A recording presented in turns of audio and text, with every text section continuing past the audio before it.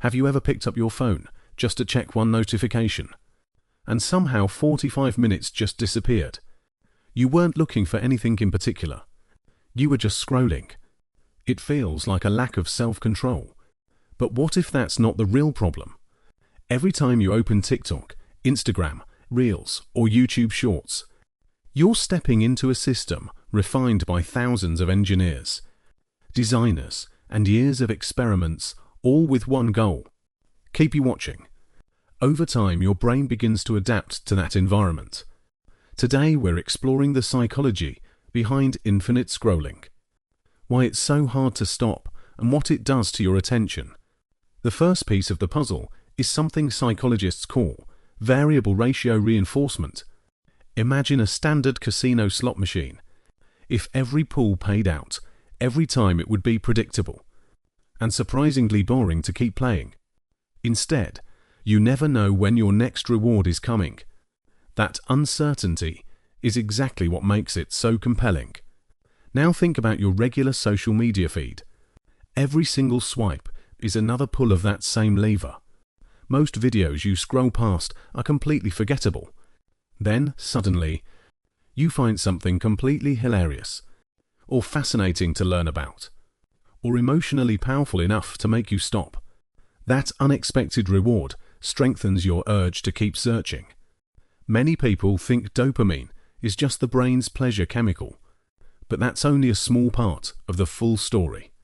Dopamine is heavily involved in motivation and reward prediction. It drives that feeling of maybe the next one will be even better. And that's exactly what infinite scrolling is designed to exploit. Unlike a book, a movie, or even a regular television episode, an endless social media feed has no natural stopping point. There's always another swipe to take, another possibility of a reward, another piece of content waiting just out of sight. But here's where things start to get more interesting. The problem isn't only that you spend more time scrolling, it's that your brain adapts to the speed of the content itself. Think about what happens in just 30 seconds of scrolling. You watch a clip of breaking news first, then a quick cooking recipe you want to try later, then a short clip of a stand-up comedian telling a joke, then a travel vlog from a country you want to visit, then a cool, easy science experiment you can do at home, then someone sharing their raw emotional breakup story.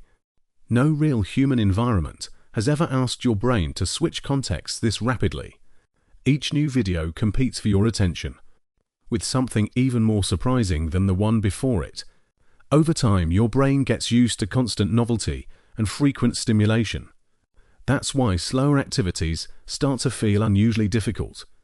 Reading a full book, studying for a long test, working on a long creative project, even watching a 20-minute documentary. These activities haven't gotten more boring over time. Your brain's expectations for stimulation have changed. Because your attention keeps switching from one topic to another, it gets harder to settle into deep, uninterrupted focus. That deep focus is where learning, creativity, and problem-solving happen best. So is your brain permanently damaged from all this scrolling? Not at all.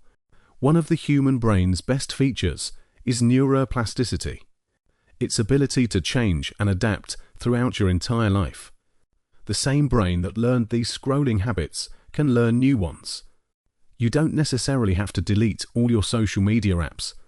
Instead, just make the habit a little less automatic to trigger.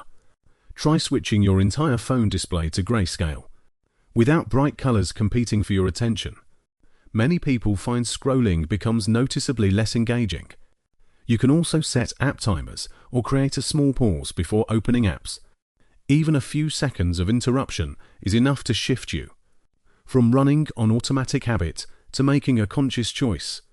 None of these changes are super dramatic on their own, but together they help your brain remember something very important.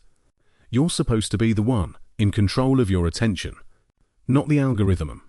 Because your attention is one of the most valuable resources you have.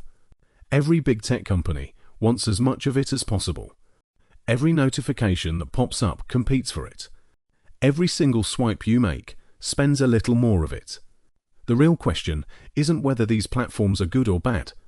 It's who gets to decide where your attention goes each day. If you enjoyed this breakdown, you'll probably like my other video about why it's so hard to stop checking your phone constantly, where we explore digital habit psychology in even more depth. Thanks for watching Psychology Explained. Now, maybe give your brain 5 quiet minutes to rest. I'll see you in the next video.